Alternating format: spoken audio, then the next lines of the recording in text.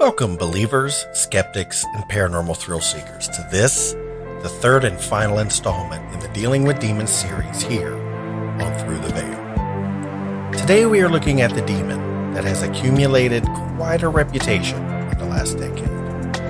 I am, of course, talking about ZoZo, the Ouija demon. I have a pretty intense message board post that seems to be the post that kickstarted the whole ZoZo craze. I have left it unedited as I present it to you, as it's written in a first-hand account. So let's get into the show. When talking about demons, we cannot overlook a demon that has grown in popularity over the last decade. This demon has entered pop culture with tons of videos on YouTube and even into motion pictures. But is it really a demon? Well, the popular consensus is yes. When looking at this phenomena from the point of view of an investigator, we have to apply some knowledge of the paranormal. When talking about the supernatural, you have to remember that this widely accepted theory is that spirits that were once human will never claim to be a demon, where a demon will almost always claim to be something else at first. This brings us to the medium that ZoZo appears to favor. That is the spirit board, or as you may know it, as the Ouija board. The spirit board is one of the oldest forms of spirit communications. Before we dive into ZoZo, let's take a minute to look at the Ouija board and its origins. Talking boards were all the rage in the late early 1900s with the rising popularity of spiritualism that swept through America.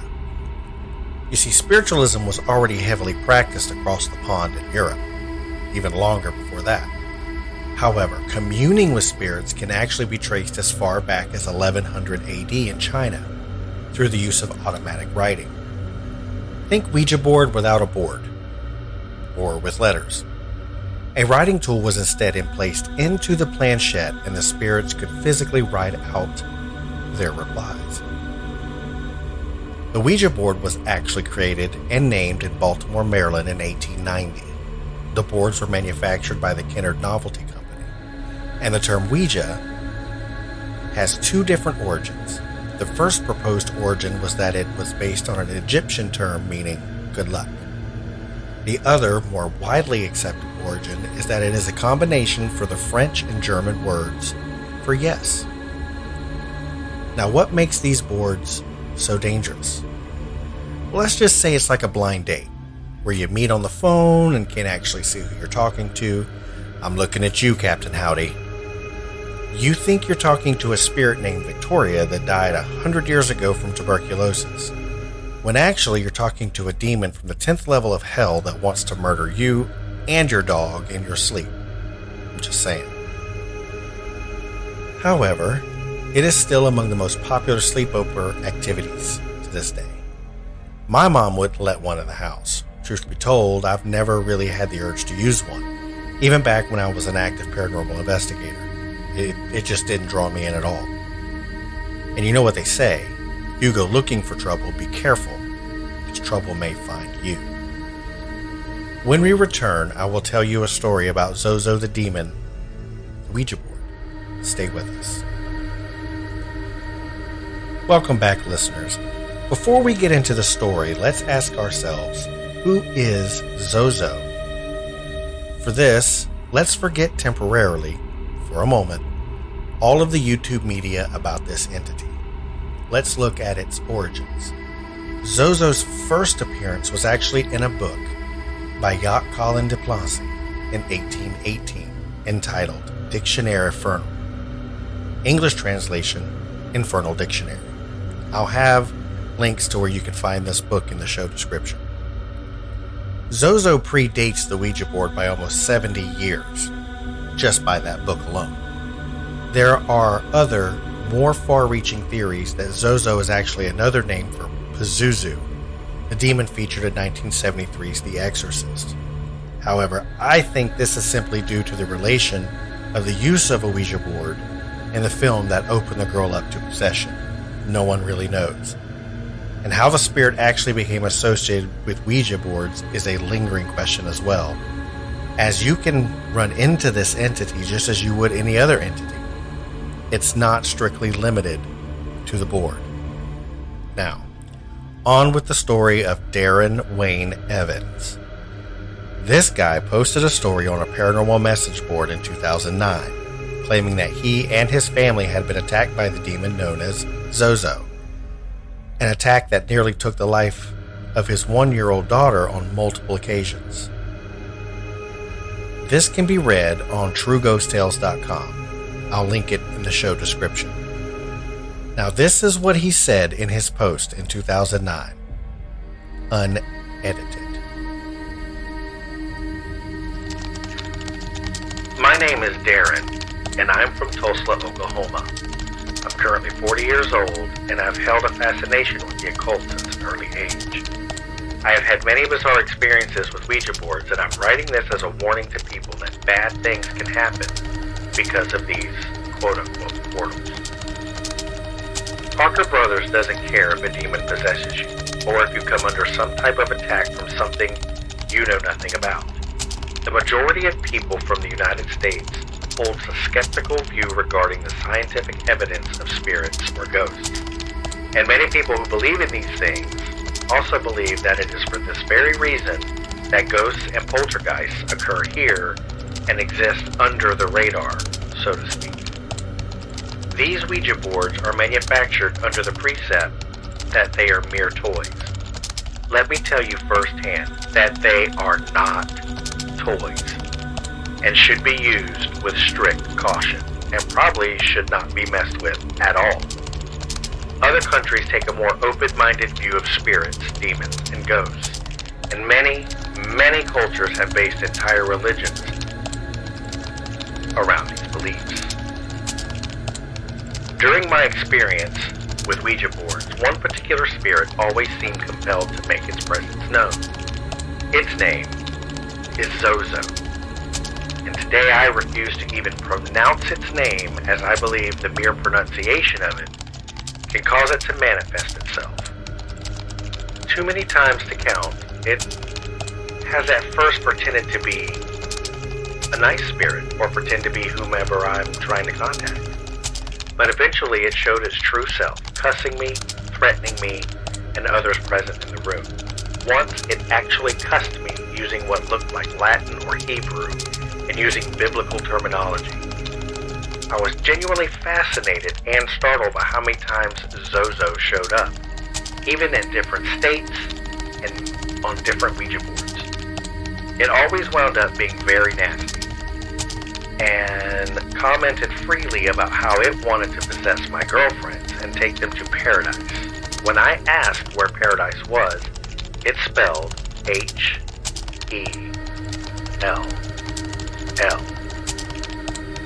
One time after ZoZo was being extremely evil, I walked into my bathroom only to see my 1-year-old daughter about to drown.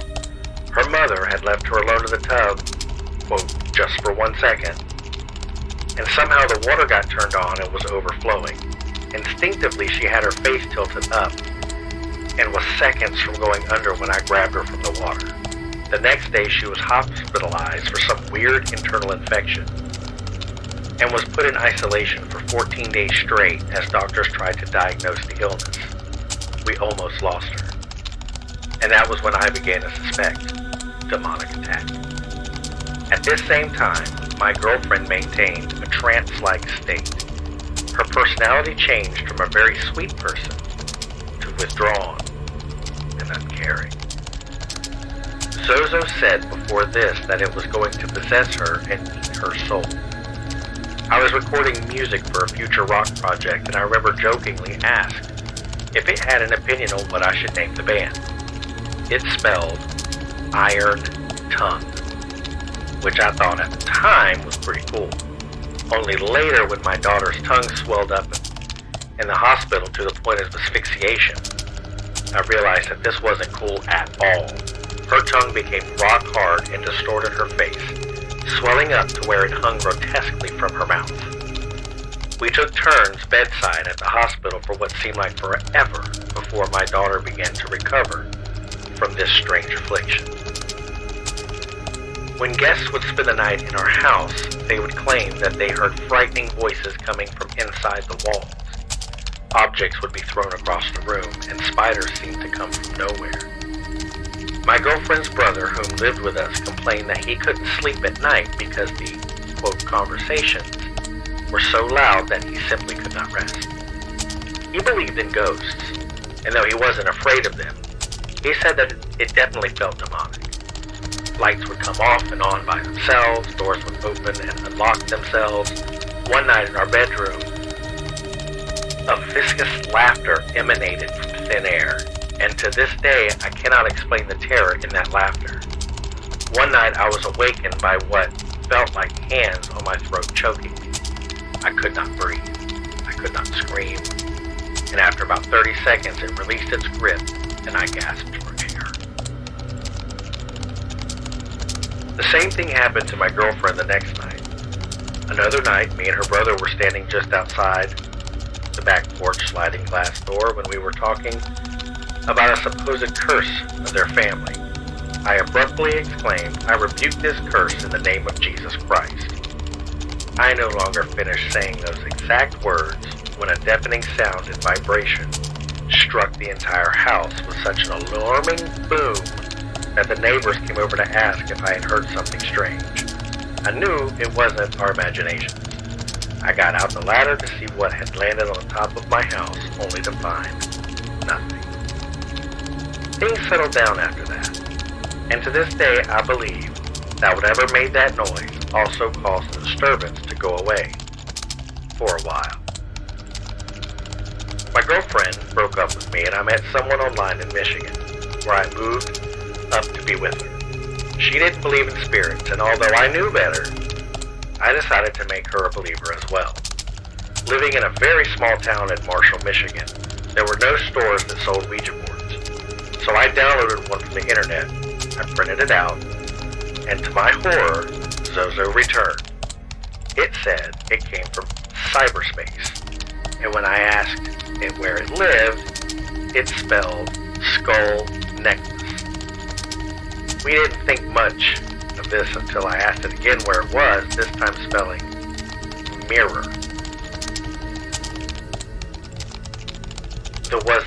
There was only one mirror in the bedroom where we were crouched on the floor, and I heard a scream coming from her 7-year-old niece, who was watching us with another young friend. We looked up at the mirror and saw the skull necklace swaying back and forth with glowing eyes, looking down at us. My new girlfriend's son had hung the necklace on one of the posts of the waterbed hours before I downloaded the paper board. We almost jumped out of our skin, and although 3 feet of fresh snow had fallen that night, we all found ourselves outside in the front yard not knowing what to do, scared and frozen in terror. My girlfriend was so fascinated she drove 40 miles to purchase a new glow-in-the-dark Ouija board, much to my dismay. The next night we had another session in the same room. ZoZo immediately came forth, even without me being a participant. My girlfriend's nieces were using the planchette, and I would secretly write down a color onto a small piece of paper, then crumple it up where no one could see. I asked the young girls to ask the board if it knew which color I had written down. It quickly scooted to yes. It spelled out blue. I remember chills coursing up and down my spine as I threw the wadded up paper to my girlfriend. Her eyes widened as she read the written color blue. We then tried the same thing with shapes and words, and every time, the board knew.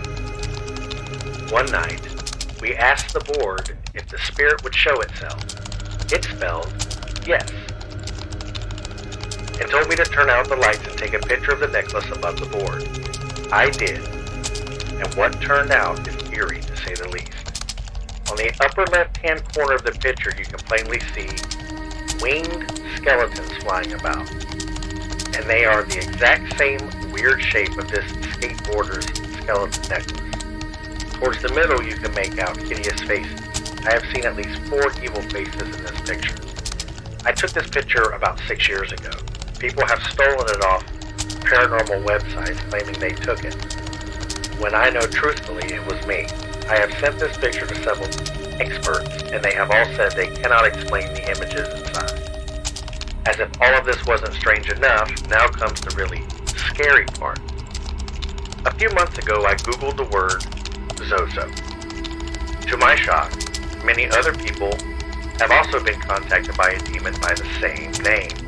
I read about 20 similar stories, and I am now convinced that this simply cannot be mere coincidence. Supposedly, ZoZo is an ancient demon name which possibly stands for the Destroyer. Claims of demonic possession associated with this ZoZo, and I feel it in my duty to warn people to steer clear from this if it happens to present itself during a Ouija board session. I am currently researching this phenomena for a future book, and I am in the initial stages of presenting my findings to a reputable demonologist who has been involved in hundreds of cases of paranormal activities across the world, including a haunting in Connecticut. What is this ZoZo? Supposedly a three-headed dog demon which guards the gates of hell, has a tattoo on its forehead that spells ZoZo. Also, ZoZo is a term Aleister Crowley claimed meant 666. Jimmy Page of the rock group Led Zeppelin also used ZoZo as a symbol on the Zeppelin 4 album. Could ZoZo and ZoZo be connected somehow? How can so many different people from so many different parts of the world somehow lie about this ZoZo spirit? And if they aren't lying, then how can you explain these visitations by this wicked entity? Is ZoZo the devil himself, or a wayward demon who has the power to manifest itself wherever and whenever it is called? Heed my warnings, people. If you are playing around with a Ouija board, and you jokingly ask if it has a name and it spells ZoZo, close the session properly, cleanse the house, never, I repeat, never ask it again. And if you are brave enough to carry on conversations with this spirit, do not antagonize it or act on its directions. I know what I've seen, and I know other people have also come into contact with this spirit. It is dangerous beyond words. I realize not every session results in negativity, but when you play with this ZoZo, you are playing with fire. Everything I have described here is true, and I'm not exaggerating one bit. It may take me years, but I do intend on writing a book about this, as I have many more stories that I do not have time to mention here. They all stem from true events that took place while talking to this ZoZo. Folks, I have been told by people wiser than myself that the spirit world is more real than this world of so-called reality. Ouija boards can cause many bad things to happen in your life. I am including the Ouija ghost picture within this submission. Maintain an open mind, and most of all, be careful. Okay, so after going over that post, there are some pretty wild claims there. Now, I'm not saying that negative entities, demons, whatever you want to call them, can't do these things. There are just some discrepancies in the story. First off, the board will not spell the word yes. 9 times out of 10, it will just go to the word yes on the board.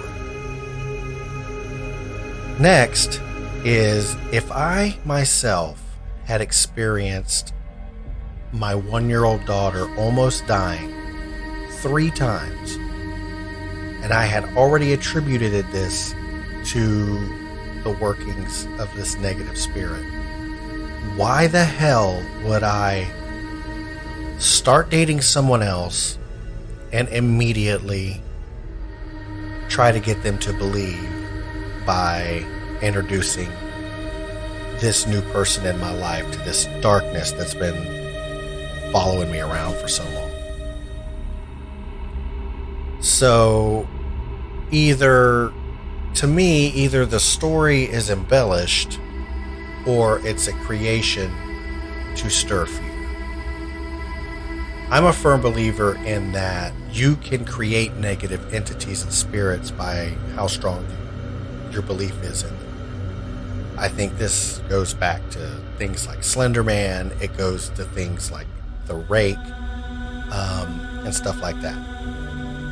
So, and I think that the demonologist, the famous demonologist he was talking about at the time, sounds like Ed Warren, because we all know that Ed and Lorraine Warren took place and took part in the Haunting in Connecticut case, which the book is so much better. If you look for the book, it's actually called In a Dark Place, by Ed and Lorraine Warren. Very good book. So that's going to do it for the end of this episode. I thank you all so much for listening. I'm going to leave it up to you guys to decide whether or not you buy this guy's story. So keep a lookout in the description in the show notes. I'm going to post a link to the book that ZoZo was first mentioned in, and to the post where I pulled the message board post from. I did not edit the message board post because it was his first person account, and I wanted you guys to hear it as he wrote it. So I'm not taking any credit for writing that. You guys have a wonderful night. Thank you so much for being here. Thank you all so much for taking time out of your day to listen to this podcast. Remember, I'm always looking for listener stories to feature on the show. If you have an experience you would like to share, please visit my Facebook by searching @JD Through the Veil, or reaching out to me on my Twitter @JD The Veil. You can also find me on Good Pods under JD Through the Veil. If you like what you heard today, go ahead and give that 5-star review a workout. If you would like to show your financial support, check out the support link in the show's description. Once again, my name is JD. Stay safe, stay healthy, and keep an open mind. This has been another opportunity to peer through the veil.